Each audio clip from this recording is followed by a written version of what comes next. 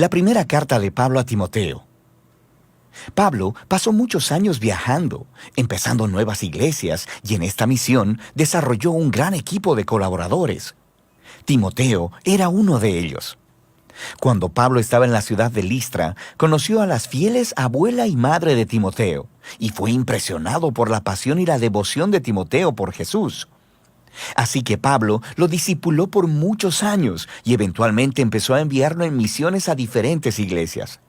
De manera que cuando Pablo supo acerca de un grupo de líderes que se infiltraron en la influyente iglesia de Éfeso, estaban esparciendo enseñanzas incorrectas acerca de Jesús y lo que significa seguirle, él envió a Timoteo para confrontar a estos líderes y restaurar el orden en esta iglesia. Así que después de que Timoteo llegó, Pablo les envió esta carta para darle seguimiento a los efesios e instruir a Timoteo sobre cómo cumplir esta misión. Esta carta tiene un diseño realmente genial. Hay un encargo inicial y otro final a Timoteo, para que vaya y confronte a estos líderes y a su mala teología. Y estos encargos rodean dos grandes secciones centrales de la carta, que están llenas de instrucciones realmente prácticas acerca de los problemas a los que Timoteo se enfrentaba en la iglesia de los Efesios. Y finalmente, estas secciones están conectadas o concluyen con 3 poemas. Cada uno de ellos exalta al Jesús resucitado como el Rey del mundo. Profundicemos y verás cómo luce todo esto. Pablo inicia la carta recordándoles cómo envió a Timoteo a Éfeso para confrontar a estos líderes que estaban esparciendo su extraña enseñanza. Les describe cómo estos tipos están obsesionados con especular acerca de la Torá, específicamente acerca de las primeras historias y las genealogías en el libro de Génesis. Y como veremos después, habían desarrollado toda clase de enseñanzas raras acerca de la comida, el matrimonio y el sexo, que no eran consistentes con las enseñanzas de Jesús o de los apóstoles. Pablo incluso nombra a algunas de estas personas, Himeneo y Alejandro, y describe cómo su enseñanza ha dividido a la iglesia y ha generado controversias. Y Pablo dice que esta es la primera señal clara de que su enseñanza está distorsionada. Cuando se imparte enseñanza cristiana genuina, esta es fiel al camino de Jesús y resulta en amor y fe genuina. Y él dice que, de cualquier modo, el propósito de la Torá no es promover la especulación. Más bien, su propósito es exponer la verdad sobre la condición humana, como lo hizo con Pablo. La enseñanza correcta sobre la Torá llevará a las personas a ver la gracia de Dios revelada en el Mesías, quien vino a salvar a la gente pecadora y quebrantada. Así que Pablo concluye aquí con un poema que, por sobre todo, honra al rey y llama a Timoteo a detener a estos hombres y sus enseñanzas. Y luego aborda temas muy específicos de esta iglesia, causados por los falsos maestros. Primeramente, llama a Timoteo a tener reuniones de oración regulares para orar por la paz y por los líderes gobernantes de Roma. Porque la paz en la tierra crea un contexto ideal para que los seguidores de Jesús sigan esparciendo el mensaje del Dios de paz, quien quiere que todas las personas sean salvas. El Dios que envió a Jesús como el único mediador para dar su vida en rescate por todos. En contraste con los falsos maestros, Pablo le recuerda a Timoteo que Dios quiere rescatar al mundo entero y orar hará que este propósito se mantenga presente en sus mentes. Pablo luego aborda problemas relacionados con hombres y mujeres que estaban siendo influenciados por estos líderes corruptos en Éfeso. Así que, primero, él pone un alto a un grupo de hombres que estaban siendo arrastrados a furiosas disputas teológicas que los falsos maestros iniciaban. Les dice que estos tipos deben aprender cómo orar. Luego, confronta a un grupo de mujeres adineradas de la iglesia, quienes estaban comportándose en las reuniones dominicales de la iglesia como si fuera un desfile de modas. Se vestían tan lujosamente que avergonzaban a la mayoría de las demás personas, quienes no podían pagar ese tipo de guardarropa. Y no solo eso, sino que también algunas de estas mujeres estaban usurpando las posiciones de liderazgo en la iglesia y estaban propagando la mala teología de los maestros corruptos. Así que Pablo le pone un alto a estas mujeres. Él dice que ellas no deberían enseñar o dirigir en la iglesia, y luego continúa analizando la historia de Adán, Eva y la serpiente en Génesis capítulo 3. Ahora, esta es una de esas secciones de las cartas de Pablo que, como dijo Pedro, son un poco difícil de entender. Algunos piensan que Pablo está prohibiendo que las mujeres siempre enseñen o dirijan a los hombres en cualquier iglesia, y que sus comentarios acerca de Adán y Eva demuestran cómo Dios ha ordenado que solo los hombres pueden ser líderes en la iglesia. Hay otros que piensan que Pablo está prohibiendo que las mujeres tengan autoridad de liderazgo sobre los hombres en la iglesia, pero una vez que hayan sido educadas, ellas pueden y deben enseñar como líderes en la iglesia bajo el liderazgo masculino. Y aún hay otros que piensan que Pablo solo está prohibiendo a estas mujeres específicas de Éfeso y que sus comentarios sobre Adán y Eva son una comparación sobre cómo estas mujeres han sido engañadas por los falsos maestros. Cualquiera que sea la perspectiva que adoptes, Pablo es claro al decir que estas mujeres efesias necesitaban ponerse bajo el liderazgo de Timoteo y tener una adecuada educación teológica. Y la meta es ayudarlas a crecer para que un día ellas puedan ser como las excelentes ministras que Pablo menciona en sus otras cartas, como Febe, Junias o Priscila. Pablo continúa abordando esta crisis de liderazgo y ordena a Timoteo a designar a un pequeño y saludable equipo de esposos y padres, quienes actuarán como ancianos o supervisores de la iglesia. Estos deberían ser hombres de carácter e integridad excepcional, quienes trabajarán al lado de un equipo de diáconos, una palabra griega que significa sirviente, quienes son hombres y mujeres quienes dirigen y hacen el ministerio de la iglesia y quienes deben tener el mismo tipo de carácter que los ancianos. Y todas estas personas deben ser reconocidas por sus relaciones saludables dentro de sus familias, porque ello demostrará su habilidad para dirigir en la iglesia, que es la familia de Dios. Y la manera de vivir que practican todos juntos es consistente con la historia acerca de Jesús, la cual se explora en el poema final sobre su encarnación, muerte, resurrección, exaltación como rey y sobre la extensión de su nueva familia a través de todo el mundo. El segundo cuerpo de instrucciones para Timoteo es, de nuevo, muy específico a los problemas que fueron causados por estos malos líderes. Así que él primero corrige su mala teología. Ellos han estado diciendo a la gente que dejen de comer cierta clase de comidas, probablemente carne, y que dejen de casarse, lo cual Pablo considera ridículo. Entonces, él se dirige a Génesis 1 y le recuerda a Timoteo que toda la creación es muy buena, incluyendo la comida y el matrimonio. Todo debe ser recibido con agradecimiento por aquellos que conocen y dan gracias al Creador. Pablo luego continúa para tratar los problemas del cuidado de las viudas en la iglesia. Este importante ministerio estaba siendo aprovechado por viudas jóvenes y adineradas, muy probablemente las mismas mujeres problemáticas del capítulo 2. Ellas se registraban para recibir el apoyo de la iglesia, pero luego pasaban sus días teniendo sexo casual y esparciendo chismes y haciéndole daño a la reputación de la iglesia en la ciudad. Pablo no iba a dejar pasar eso. Él dice que solo califican las viudas mayores que no tengan otro apoyo familiar, y en ellas la iglesia debe mostrar el amor y la generosidad de Jesús. Pablo luego trata algunos problemas entre los hombres mayores de la iglesia. Y Timoteo debe respetar su edad, pero no su conducta, que parece relacionada con el alcohol. Ellos están dañando la reputación de la iglesia en Éfeso, así que Timoteo debe, en amor, confrontarlos y pedirles que renuncien si están en el liderazgo. Y luego Pablo añade una nota interesante al margen, diciendo que sus instrucciones no significan que Timoteo nunca deba tomar alcohol.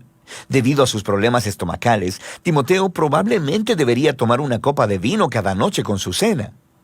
Pablo luego trata un problema entre los esclavos cristianos, porque algunos de ellos estaban faltándole el respeto a sus amos cristianos. Así que sí, el Evangelio trae igualdad entre los seguidores de Jesús. Sin embargo, Pablo cree que esta igualdad necesita ser implementada de manera que no comprometa la misión y el testimonio de la iglesia. Si los cristianos se asocian con rebeliones de esclavos, ponen en juego su testimonio. La transformación cristiana del hogar romano debía ser implementada estratégicamente para que sus vecinos pudieran ser persuadidos y no ahuyentados de esta nueva visión de la familia de Dios. Finalmente, Pablo cierra su carta llamando una vez más a Timoteo a confrontar a los líderes corruptos. Pablo aquí expone sus motivos de hacer mucho dinero al multiplicar seguidores, y entonces cobrarles muy caro por sus enseñanzas. Estos maestros traicionaban a Jesús y a su mensaje de contentamiento y de vivir una vida simple. Así que Pablo instruye a los cristianos adinerados de Éfeso a que se hagan ricos en buenas obras y en generosidad, que sean de las personas que someten todos sus recursos al Rey Jesús. Y es Jesús quien inspira el poema final sobre cómo Él es el verdadero Rey por sobre todos los reyes. Primera de Timoteo es una carta muy importante.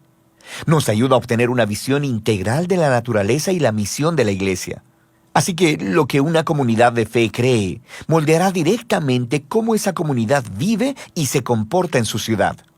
De manera que su teología, sus creencias, deben ser constantemente criticadas y conformadas por las Escrituras y por las buenas nuevas acerca de Jesús. Y también es muy importante para Pablo la manera en que la iglesia es percibida por el público.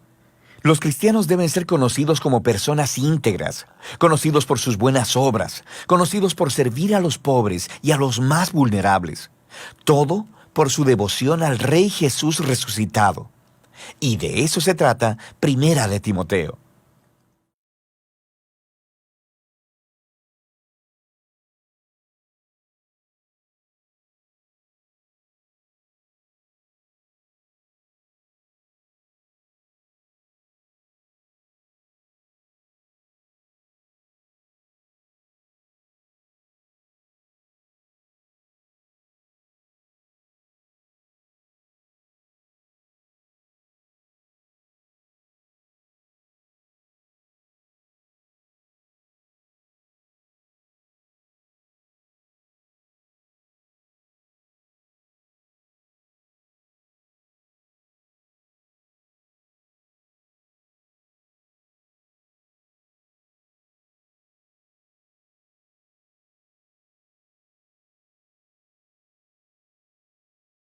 La segunda carta de Pablo a Timoteo. Esta es la última y la más personal carta de Pablo. La escribió desde otro de sus tiempos en la prisión, dirigida a su querido colaborador y discípulo, el joven Timoteo. No sabemos exactamente qué tanto tiempo pasó desde que él había escrito Primera de Timoteo, pero podemos ver que la situación de Pablo había cambiado y para mal. Él está encarcelado en Roma, lo que podría referirse al tiempo de su arresto domiciliario que se menciona en Hechos 28. O podría ser que ya había sido liberado de esa prisión inicial.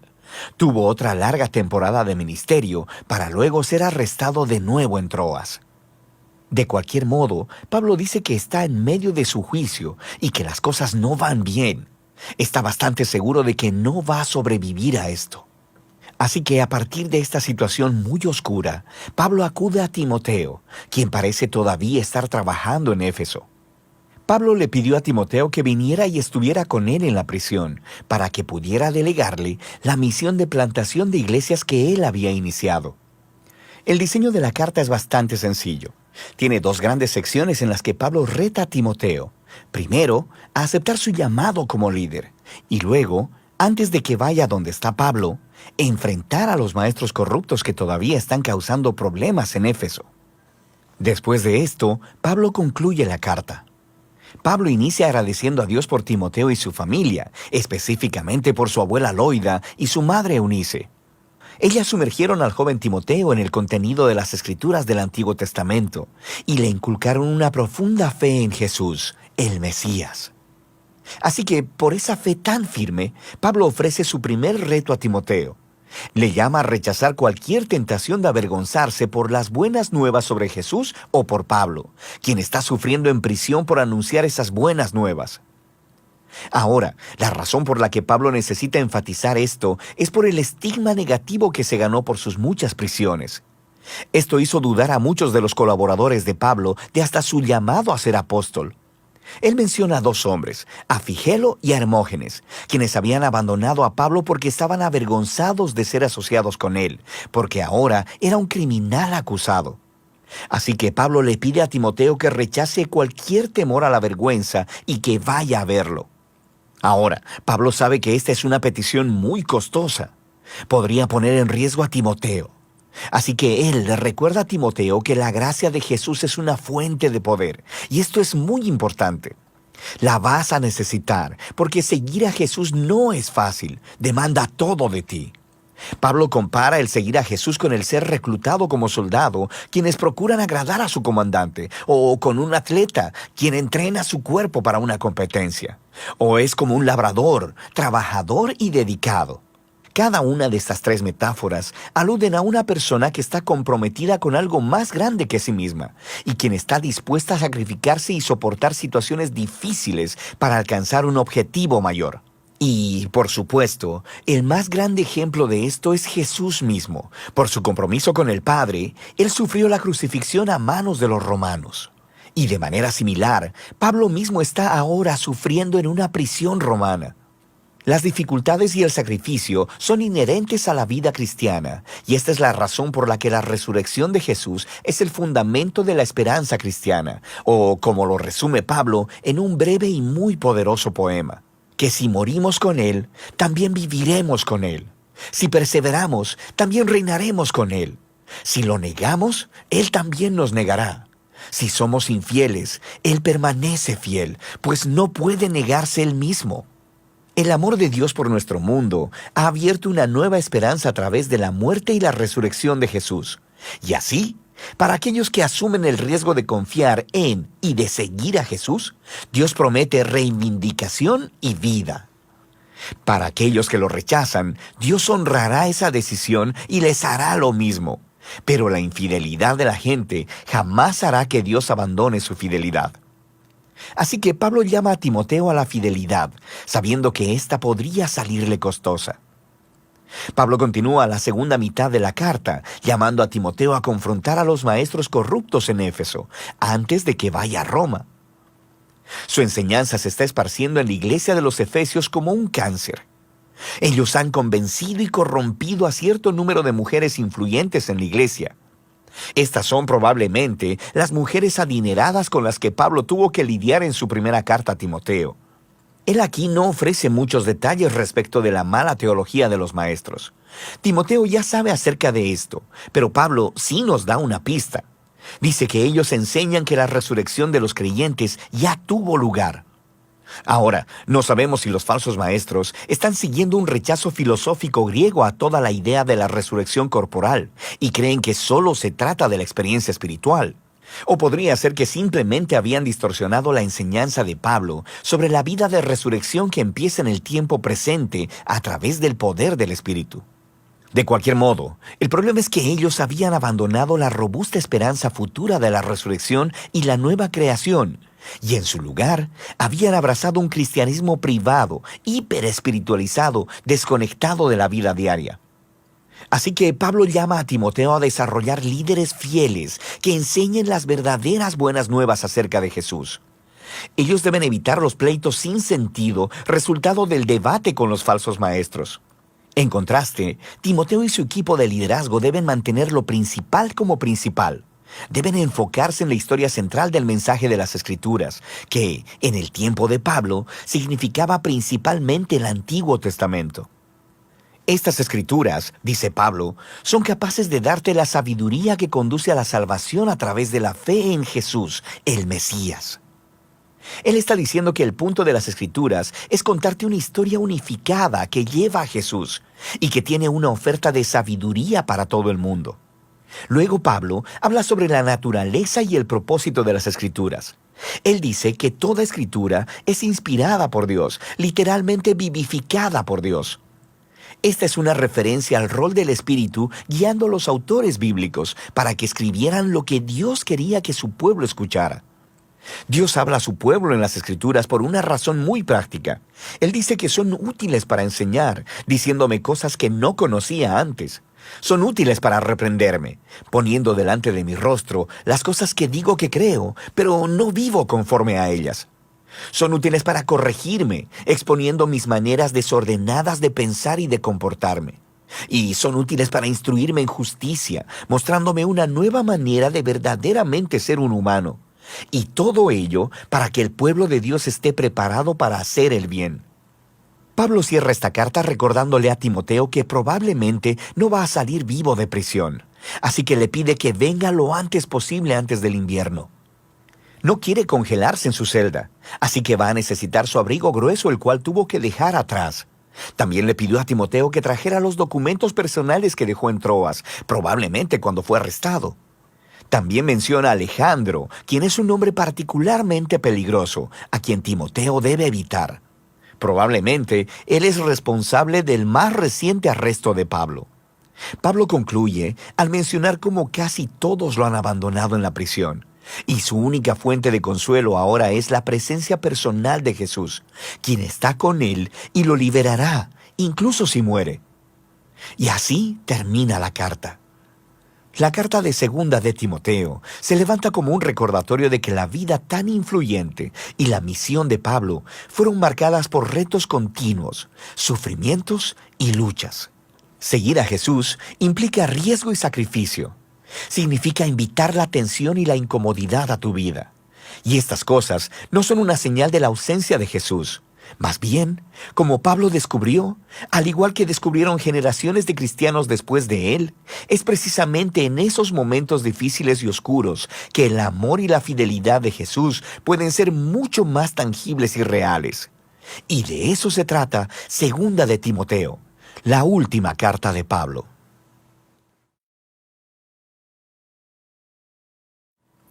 La epístola de Pablo a Tito. Tito era un griego seguidor de Jesús, quien durante años fue un confiable colaborador y compañero de viaje de Pablo. Él había ayudado a Pablo en varias situaciones críticas en el pasado, y en esta carta descubrimos que Pablo le había asignado la tarea de ir a Creta, una gran isla en la costa de Grecia, para restaurar el orden en una red de iglesias en las casas.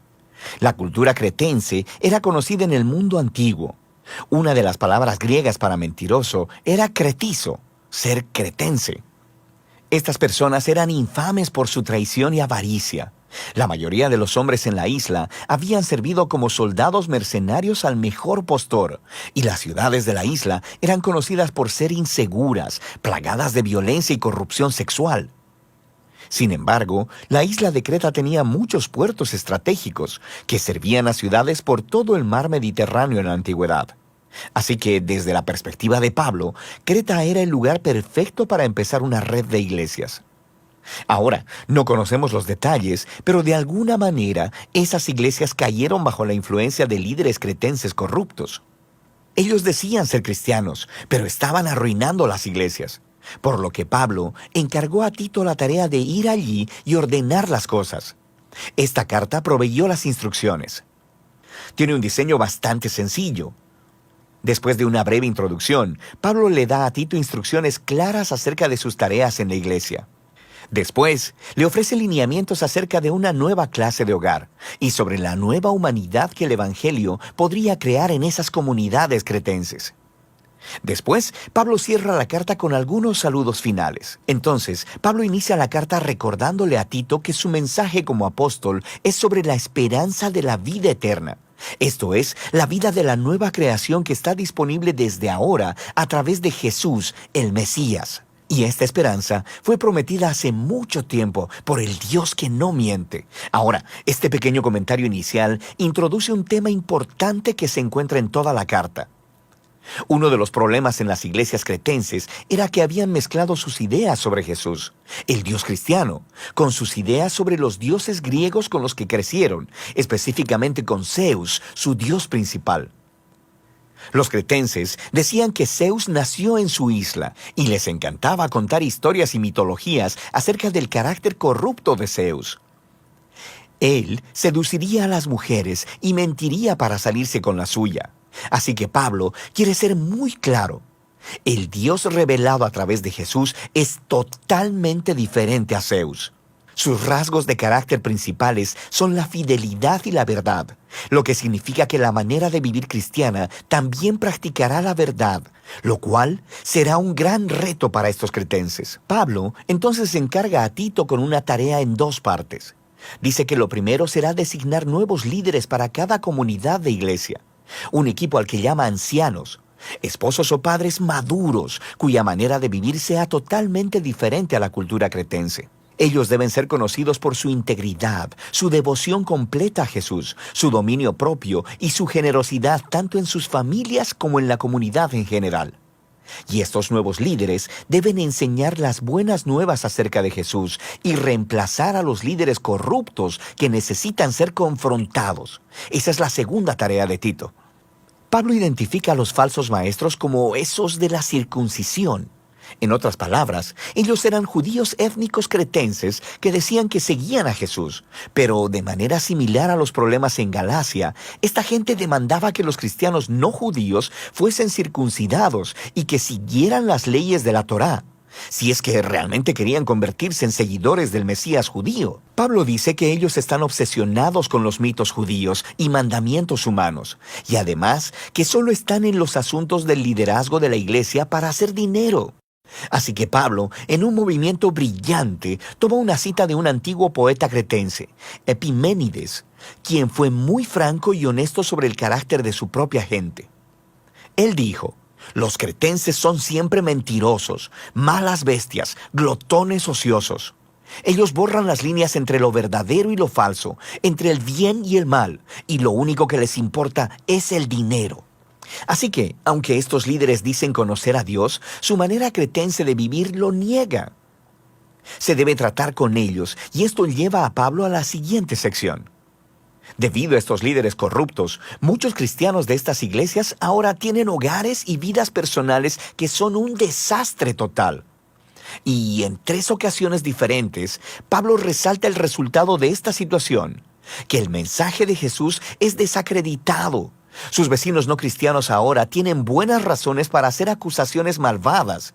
Y todo esto hace que la enseñanza de Dios, nuestro Salvador, no sea atractiva ni persuasiva para nadie. Así que Pablo describe el hogar cretense ideal, que es devoto de Jesús. Debían ser hombres y mujeres ancianos, llenos de integridad y dominio propio, para que puedan ser modelos de carácter para los jóvenes. Y las mujeres jóvenes no deberían estar teniendo sexo casual y evitando el matrimonio, como estaba de moda en la Creta de ese tiempo, sino más bien deberían buscar compañeros fieles para poder criar familias estables y saludables. Y los hombres jóvenes deben hacer lo mismo. Deben ser conocidos como ciudadanos sanos y productivos.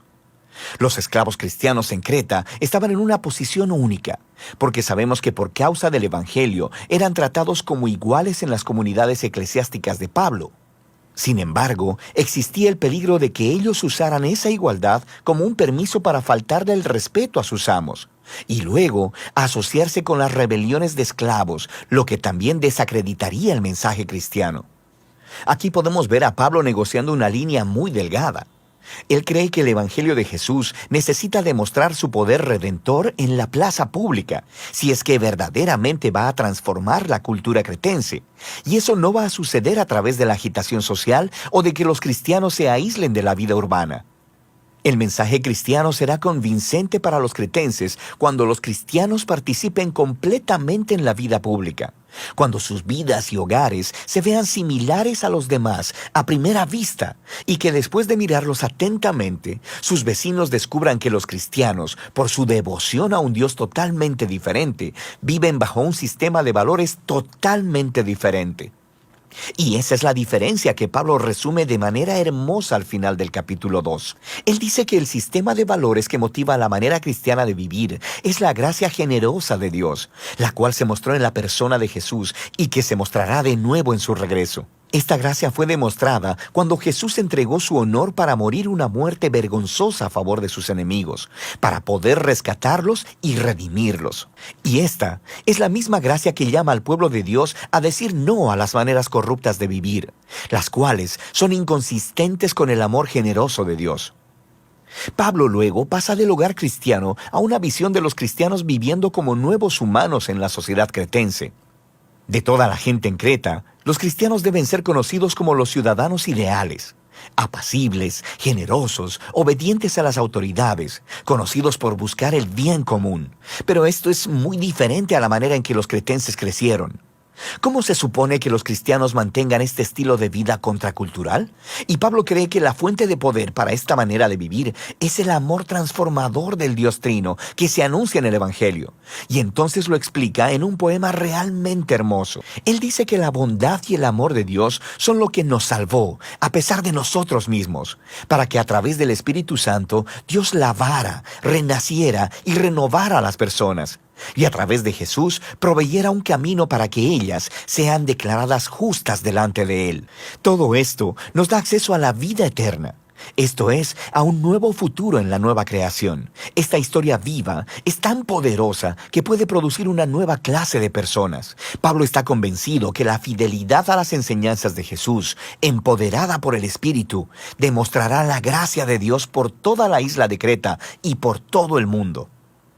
Pablo concluye prometiendo que enviará refuerzos a Tito, ya sea a Artemas o a Tíquico, y saluda a sus amigos en común. Y así termina la carta. La carta de Tito nos muestra la estrategia misionera de Pablo para que las iglesias se conviertan en agentes de transformación en sus comunidades. Esto no sucederá haciendo una guerra cultural o asimilando la manera cretense de vivir. Más bien, él llama a estos cristianos a participar sabiamente en la cultura cretense.